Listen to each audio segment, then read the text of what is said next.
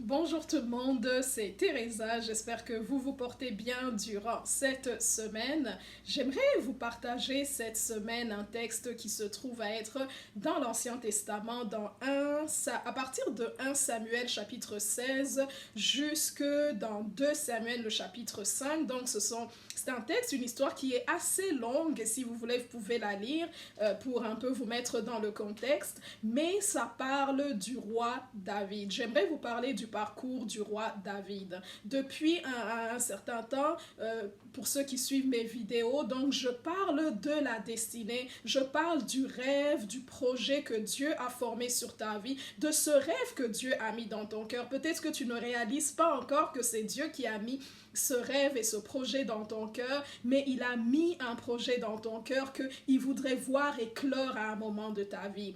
Et le partage de cette semaine, je l'ai appelé « La promesse précède toujours l'épreuve ».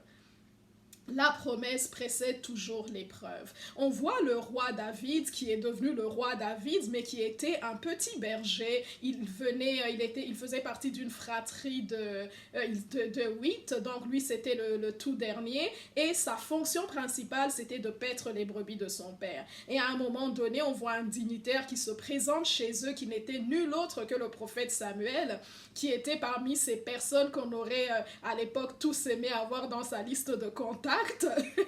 Donc là, il y a Samuel qui se présente et il dit à Jessé, qui était le père de ces 8 enfants, et il dit: Dieu m'a dit qu'il y avait un roi dans ta maison parmi tes fils, présente-moi-les tous et je vais, comme le voulait la tradition, oindre d'huile la personne qui devrait être le futur roi.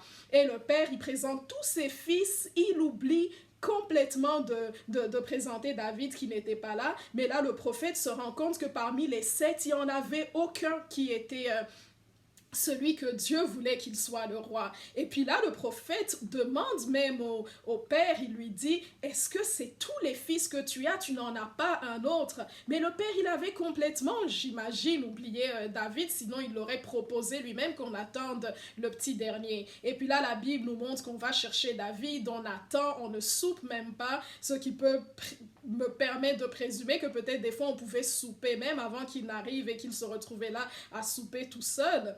Donc là, il arrive et puis le prophète dit: c'est lui le futur roi, et il met de l'huile sur sa tête et puis il dit: tu es le futur roi d'Israël. Donc je peux m'imaginer déjà la joie, mais aussi la confusion, le questionnement dans le cœur de ce petit berger qui n'était peut-être sûrement pas compétent, ni qualifié, ni rien de tout ça. Il avait la joie, c'est sûr, et cette fébrilité, ce questionnement.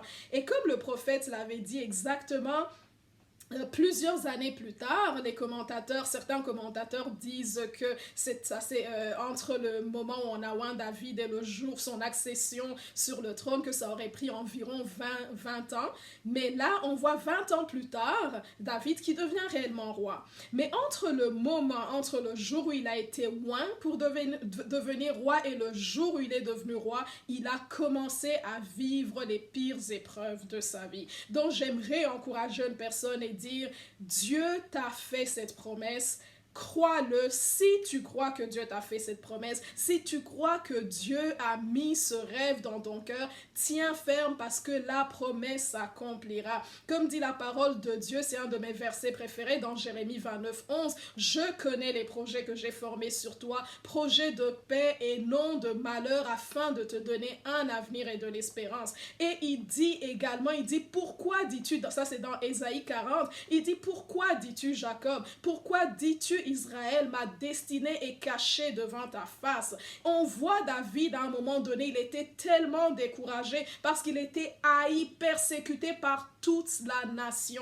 À un moment donné, il est arrivé à un point où pour pouvoir garder sa vie sauve, il a fait semblant d'être fou. On le voit marcher sur les rues de Jérusalem, en train de marcher dans les rues en train de pleurer et il a la bave qui coule sur sa barbe pour qu'on le prenne pour un fou. On le voit marcher pieds nus, on le voit marcher pieds nus dans les rues en train de pleurer et il y a des personnes qui sont en train de l'insulter, les personnes sur qui il avait compté, les personnes sur qui il aurait pensé s'appuyer, mais ces personnes sont en train de le critiquer, de l'insulter. Il y a même des personnes qui lui lancent des cailloux, mais on voit David qui pleure et qui tient ferme. Donc j'aimerais encourager une personne en te disant, quand Dieu t'a fait une promesse, quand Dieu t'a fait une promesse, il y a des épreuves qui vont commencer. Moi, comment je l'appelle de manière imagée, je dis que il te place sur la table d'opération qui est la vie. Il te fait une opération à cœur ouvert. Il commence à enlever tout ce qui pourrait te nuire, tout ce qui pourrait t'empêcher. Le jour même où tu embrasserais, tu serais même capable d'embrasser la promesse qu'il a pour toi. Peut-être que tu perdrais cette promesse, peut-être que tu gaspillerais cette promesse. Ce que j'aime dire également, on peut voir même les personnes qui embrassent la promesse que le Seigneur a pour elles, mais elles perdent la promesse peut-être à cause de leur impatience, peut-être à cause de leur attitude, peut-être à cause de la méchanceté ou de la haine ou de la jalousie. Il y a beaucoup de choses dans le cœur de l'être humain, qu'on l'accepte ou non. Et puis, la plupart du temps, on se dit, depuis que j'ai eu ce rêve, depuis que Dieu m'a donné cette promesse, depuis que j'ai pris conscience, on dirait que c'est là que les problèmes ont commencé. Mais je te dirais que c'est l'inverse. On peut même le voir dans les textes apocalyptiques. Dieu, sachant de quoi seront jalonnés tous les jours de notre vie et sachant déjà l'épreuve qui va commencer dans les jours à venir, afin que nous tenions ferme et que nous puissions persévérer, il nous fait une promesse.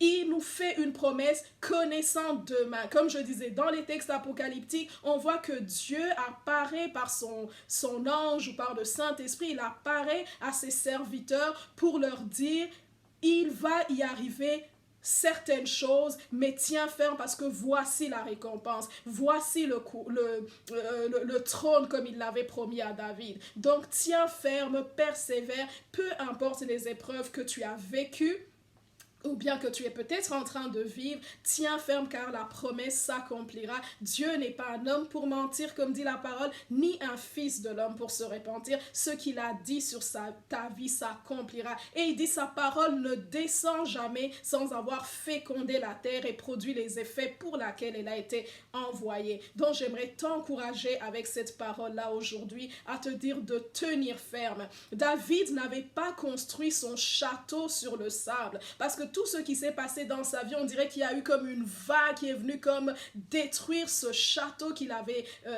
bâti. Mais heureusement, la parole de Dieu nous dit, heureux l'homme qui bâtit sa maison sur le roc, sur le rocher. Et notre roc, je ne le dirai jamais assez, c'est Jésus-Christ. Notre roc, c'est Jésus, c'est la parole de Dieu. Si tu bâtis ta vie sur le roc, peu importe la grosseur de la vague, peu importe l'impétuosité de la tempête, même si ton petit château, entre guillemets, s'effondrerait, tu peux encore rebâtir parce que le fondement, c'est Jésus. Le fondement, c'est ta foi en Jésus-Christ. Donc, Dieu te bénisse et que Dieu te garde.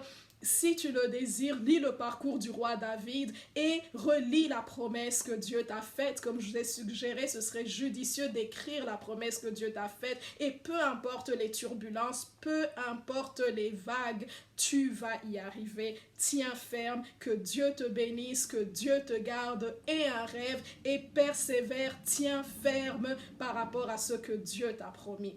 Passe une belle semaine et Dieu te bénisse. Bye.